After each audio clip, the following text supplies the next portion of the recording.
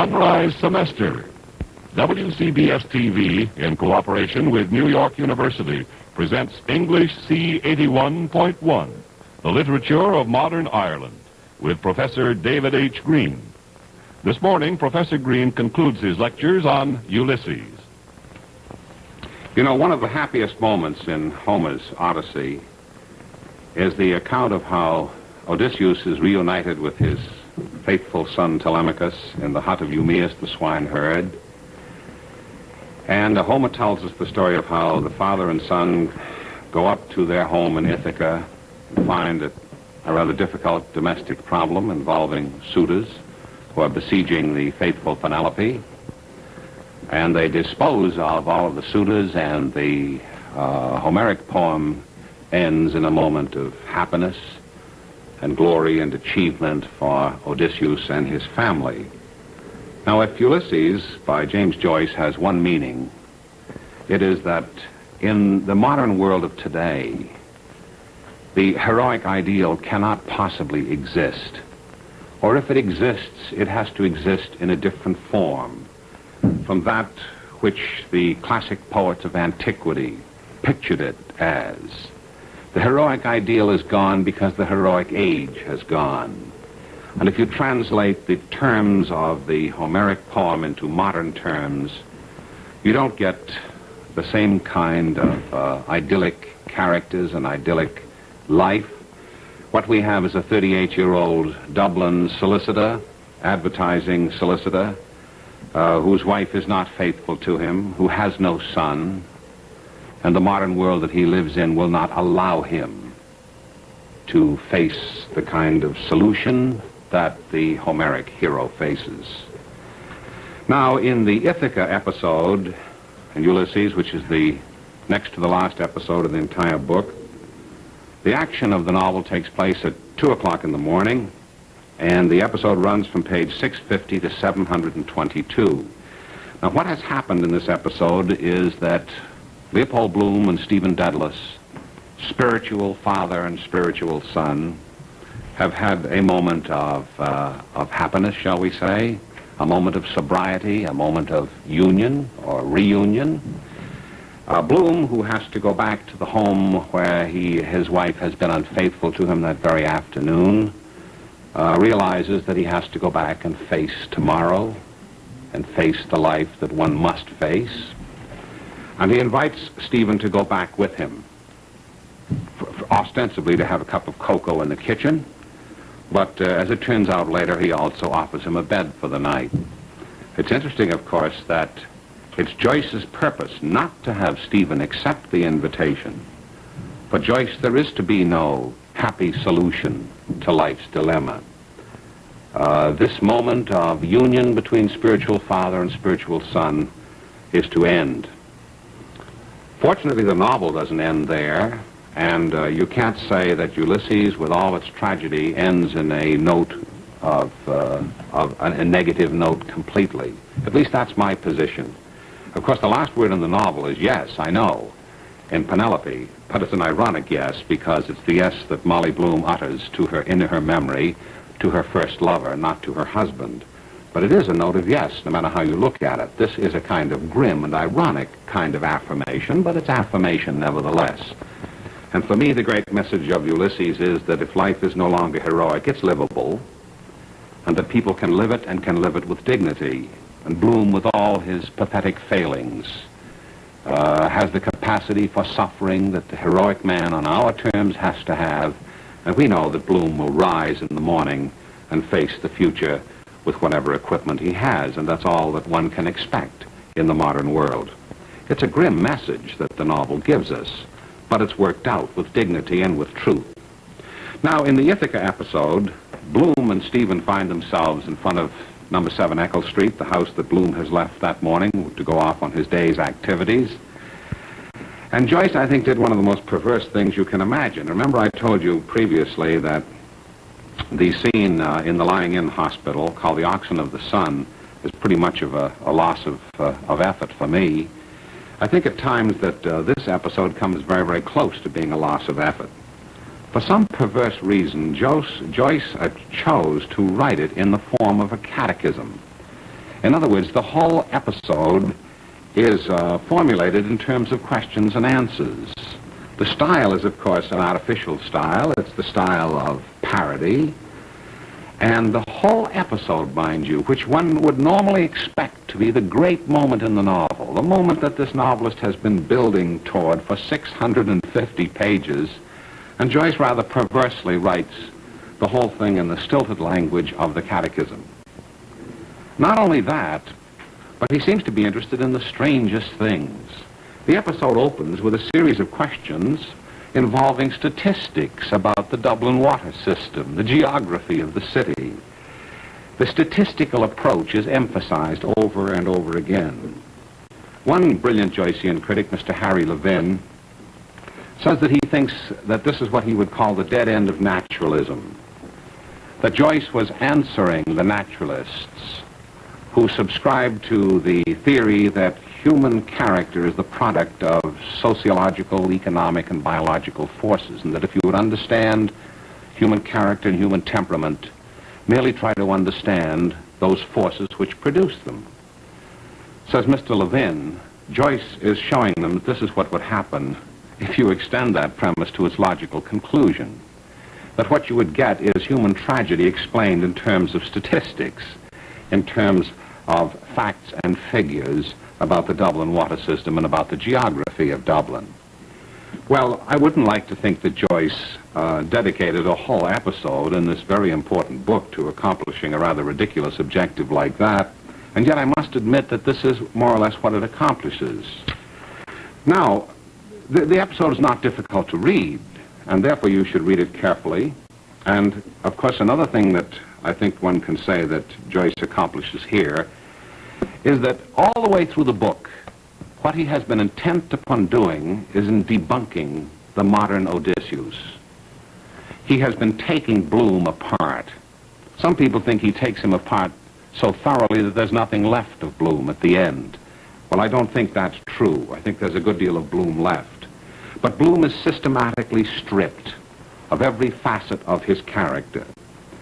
This is Mr. Everyman, and the tawdriness of his life, and the pathos, the pathetic tragedy of his life, is suddenly reduced to the empty jars on the shelf of his kitchen cupboard, to the rather pathetic items that he has hidden locked up in the drawer of his bureau, to the contents of his pocket, all of those strange and odd objects that a man collects in his pocket, the annotations in his diary, the petty expenses that he has expended during the day. All of human character, you see, is reduced to the physical elements that compose the physical human being, until you wonder whether Joyce believed that there was anything sacred at all about the human personality. Certainly when he gets through, there doesn't seem to be a great deal left of Bloom. And the passage goes on. Now, the discussion between Bloom and Stephen, always in this form of catechism, is very, very interesting because Joyce contrasts the two, spiritual father and spiritual son. He tells us a lot about the characters that we hadn't known before. On page 666, he tells us, for instance, had Bloom and Stephen been baptized, and where and by whom, cleric or layman? Now, I'm reading this to you because this bothers a lot of my students. Bloom 3 times, by the Reverend Mr. Gilmer Johnston, M.A., alone in the Protestant Church of St. Nicholas Without, Coombe, by James O'Connor, Philip Gilligan, and James Fitzpatrick, together, under a pump in the village of Swords, and by the Reverend Charles Malone, C.C., in the Church of the Three Patrons, Rathgar. What this means, of course, is that Bloom, who is a Jew, only not a good Jew, and this thought haunts him all the way through the book. This man is stripped, you see, even of his Jewishness. He isn't even a good Jew. If he had had that, he would have had something to give him identity. But he has been baptized into the Protestant Church, he has been baptized into the Roman Catholic Church, and one night he was baptized by 3 drunken friends under a pump in the town of the village of Swords. There's a lot of humor, you see, in the episode. Joyce is summing up all the time, too, about his characters, and this is why you can't ignore this episode. What 2 temperaments, he says on page 667, did they individually represent? Answer, the scientific and the artistic. We've seen all the way through the book, haven't we, how Joyce has worked this out. Bloom is always interested in the scientific aspect of things, and Stephen, of course, who is the artist. A lot of Bloom's family life comes out, his feeling about Molly. He loves Molly, even though she's unfaithful to him, and he's annoyed at a lot of imperfections in her character. On page 670, she had interrogated constantly at varying intervals as to the correct method of writing the capital initial of the name of a city in Canada, Quebec. She couldn't tell the difference between Q and O. In calculating the addenda of bills, she frequently had recourse to digital aid. She had to count on her fingers. And her efforts to improve her mind were pathetic and futile. And Bloom, the fastidious man, doesn't think very much of this. He and Stephen discuss a number of things. Memories of their childhood come out. On page 679, he finally says to Stephen, "Will you stay the night?" And Stephen says no. It's interesting that both Stephen and Bloom feel dispossessed. Bloom by the unfaithfulness of his wife and the fact that his home is not his castle. Stephen by the fact that his arrogant friend Buck Mulligan has the key to his Martello Tower, and Stephen has been ditched and has sworn that he will not go back to the tower for the night. Interestingly enough, when they get to 7 Eccles Street at the beginning of the episode, Bloom, it turns out, has forgotten his key. Both of these men, you see, are keyless citizens, and Bloom has to go through the window, climb through a window to get into his house. All of these little things add, of course, to the ironic situation in which the two important characters are. And then Joyce, I think this is the most perverse moment in the book. When Dedalus decides to go, and the two of them walk to the front door of the house and out into the backyard or out of the front yard, this is the moment, this is the kiss-off, this is the moment of farewell. And how does Joyce write it? Also in the form of question and answer. Alone, what did Bloom hear? The double reverberation of retreating feet on the heaven-born earth, the double vibration of a Jew's harp in the resonant lane. Alone, what did Bloom feel? The cold of interstellar space, thousands of degrees below freezing point, or the absolute zero of Fahrenheit. Well, this is a great moment of tragedy, and we describe it in terms of a reading off a thermometer. On page 692, when Stephen has left and Bloom is alone in his house, faced with his destiny, his future, Joyce is not through with him. The cruelty with which Joyce keeps at him, of course, strikes us all the time.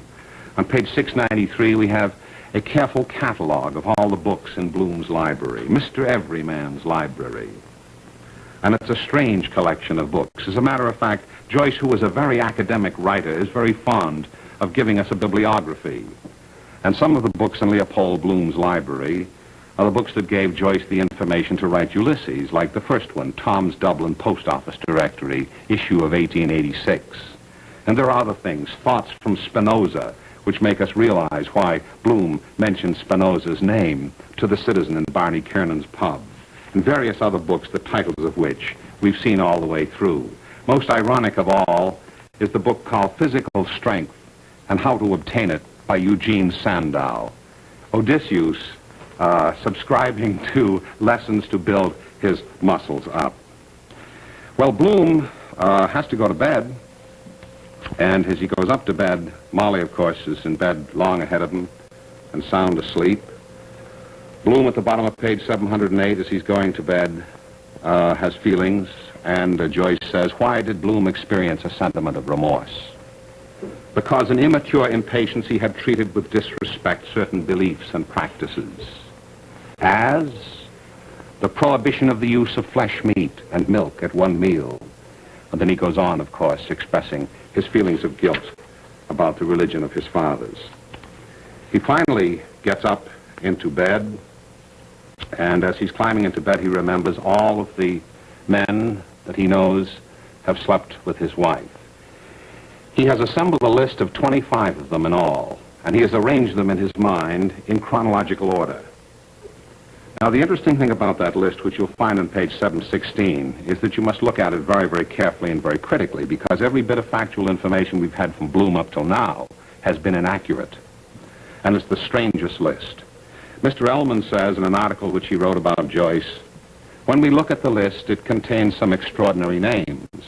There are 2 priests, a Lord Mayor, an alderman, a gynecologist, a bootblack, a professor. There'd have to be a professor there. In the book, it is clear that she has confessed to the priests, consulted with the gynecologist, and coquetted with the rest. Well, that just reminds you that you have to be very careful taking any information from Bloom. He gets into bed, he awakens his wife, and she says to him, "Where have you been all day?" And he gives her a censored account of his activities. He neglects to mention, as Joyce says, clandestine correspondence between Martha Clifford and Henry Flower, the public altercation at or in the vicinity of the licensed premises of Barnard Kiernan, and it goes on. The episode concludes with Bloom going to sleep. Incidentally, he sleeps with his head to the foot of the bed, and Molly with her head to the head of the bed. And as Bloom goes to sleep, he rolls up in a ball, off the stern, shall we say, and Joyce writes, "Womb weary he rests, he has traveled with Sinbad the sailor and Tinbad the tailor and Jinbad the jailer and Whinbad the whaler." And the list goes on, and I think what Joyce is telling us is that symbolically at least, Bloom returns to the womb. He assumes almost a fetal shape as he lies at the foot of the bed. And Molly, of course, is the eternal mother, symbolically in the novel. And Bloom sort of passes off into what Yeats called in a memorable phrase, the artifice of eternity. He becomes what he has been from the very beginning anyway, a symbol of every man, Sinbad the sailor and Tinbad the tailor. And we realize that what Joyce has been doing in his own way is telling us not just the story of a 38-year-old advertising man in the city of Dublin in the year 1904, but what he has been trying to do is tell us something about the history of every man who ever lived, the race itself. Plus, the end of the story is that in Finnegan's Wake, he went even farther than that, as we all know. Now, what's left of Ulysses? Well, the best is left. The famous last episode called Penelope, which runs from page 723 to 768. It's 45 pages long, and this was the passage in Ulysses, of course, which attracted the most sensational attention when the novel was first published.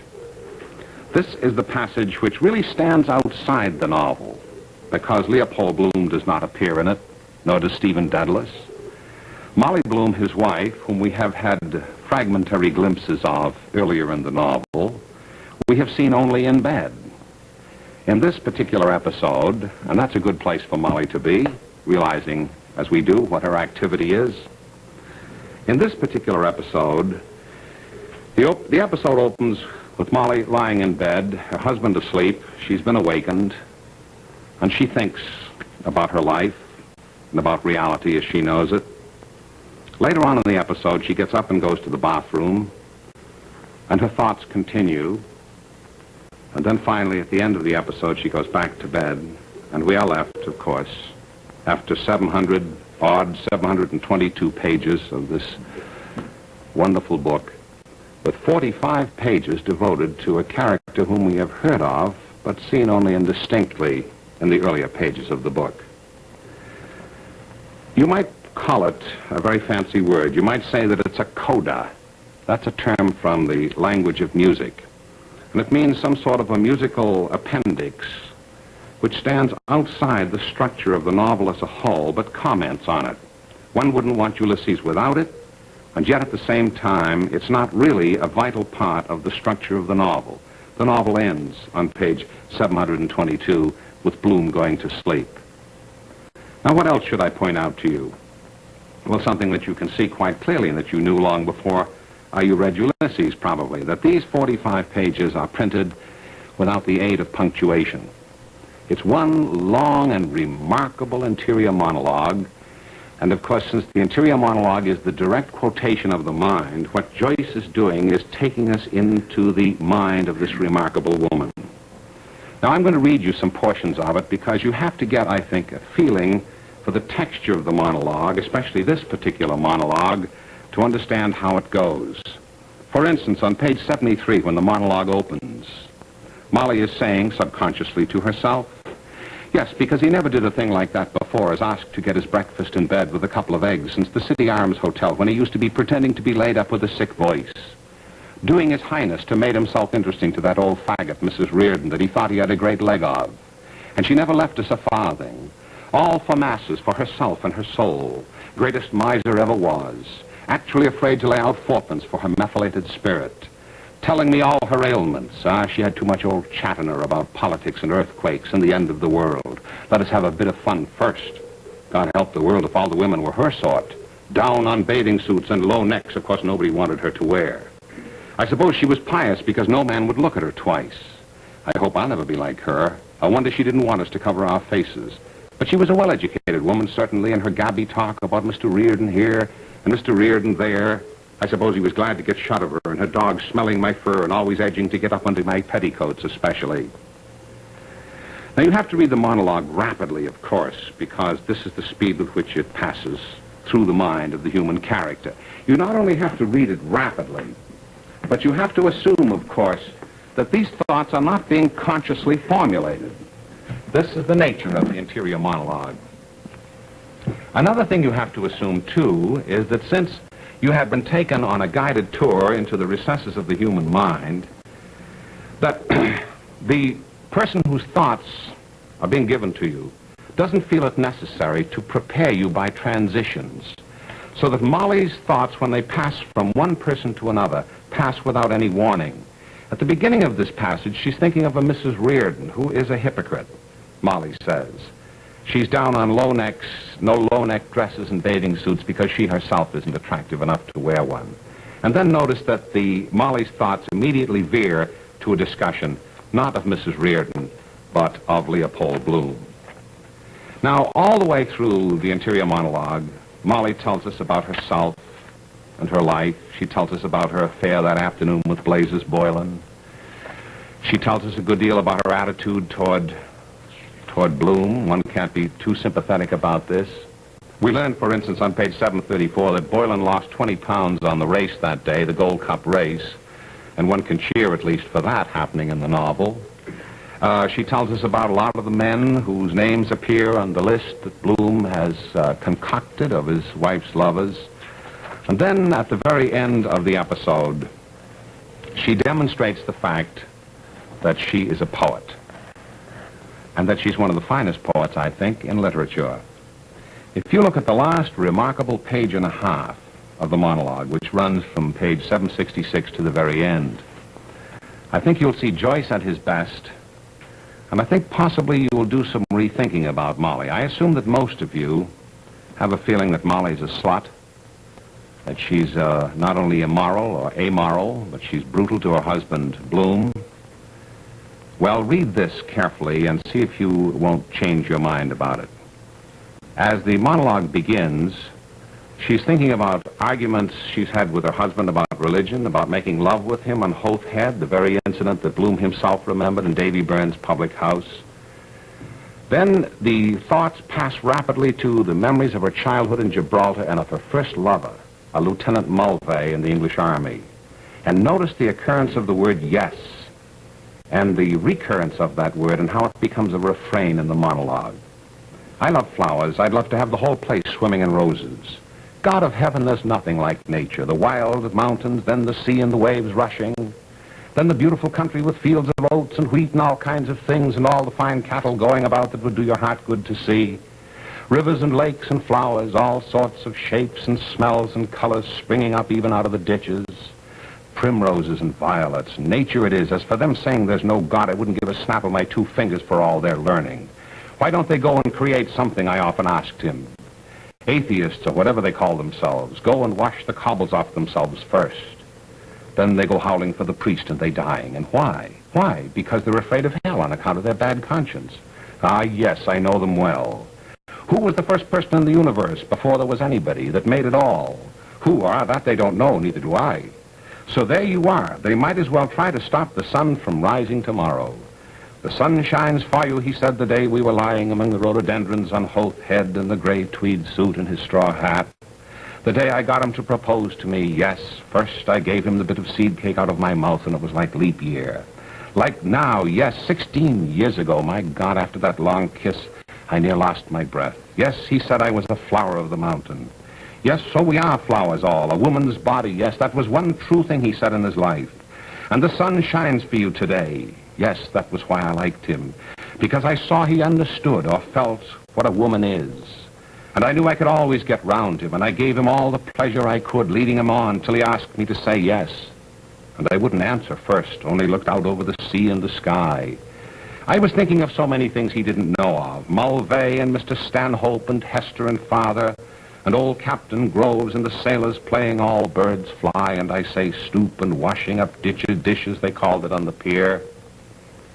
And the sentry in front of the governor's house with the thing round his white helmet, poor devil, half roasted, and the Spanish girls laughing in their shawls and their tall combs, and the auctions in the morning, the Greeks and the Jews and the Arabs, and the devil knows who else from all the ends of Europe, and Duke Street and the Fowl Market all clucking outside Lobby Sharon's, and the poor donkeys slipping half asleep, and the vague fellows in the cloaks asleep in the shade on the steps, and the big wheels of the carts of the bulls, and the old castle, thousands of years old, yes, and those handsome Moors, all in white and turbans like kings, asking you to sit down in their little bit of a shop, and Rhonda with the old windows of the Posadas glancing eyes, a lattice hid, for her lover to kiss, the iron and the wine shops half open at night, and the castanets and the night we missed the boat at Algeciras, the watchman going about serene with his lamp, and oh, that awful deep down torrent, oh, and the sea crimson sometimes like fire, and the glorious sunsets, and the fig trees in the Alameda Gardens, yes,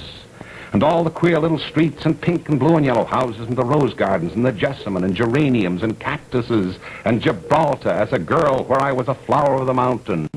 Yes, when I put the rose in my hair like the Andalusian girls used. Or shall I wear a red? Yes, and how he kissed me under the Moorish wall, and I thought, well, as well him as another. And then I asked him with my eyes to ask again yes. And then he asked me would I say yes, my mountain flower. And first I put my arms around him, yes, and drew him down to me so he could feel my breasts all perfume, yes, and his heart was going like mad. And I said, yes, I will, yes. You know, I'm going to read you a little bit of poetry before I finish, and I won't tell you who wrote it, but you see if it sounds like what Molly's just been saying. And all the sun long it was running, it was lovely, the hayfields high as the house, the tunes from the chimneys, it was air and flying, lovely and watery. All the moon long I heard blessed among stables, the nightjars flying with the ricks, and the horses flashing into the dark. And then to awake in the farm like a wanderer white with the dew come back, the cock on his shoulder, it was all shining, it was Adam and Maiden. Do you know what I'm reading? I'm reading a poem called Fern Hill, written by Dylan Thomas. Do you think it sounds as good as Molly's? Fig trees in the Alameda Gardens, yes, and the rose gardens and the jessamine and the geraniums and the cactuses in Gibraltar. It's the same kind of poetry. It's an avalanche of images. Molly, you see, is as good a poet as Dylan Thomas, and that's a point upon which we can end the course.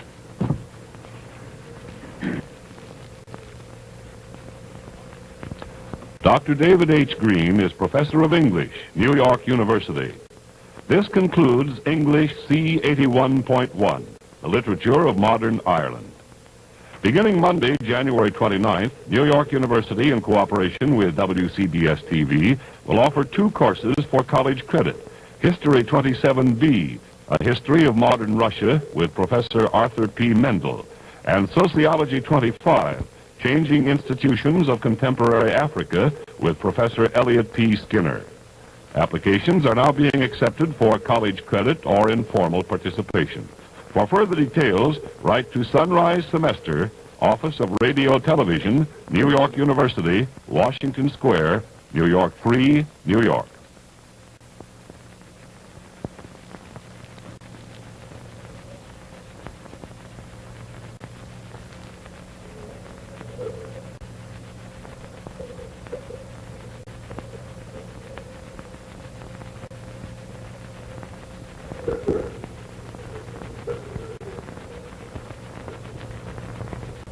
Sunrise Semester is presented by the WCBS TV Public Affairs Department.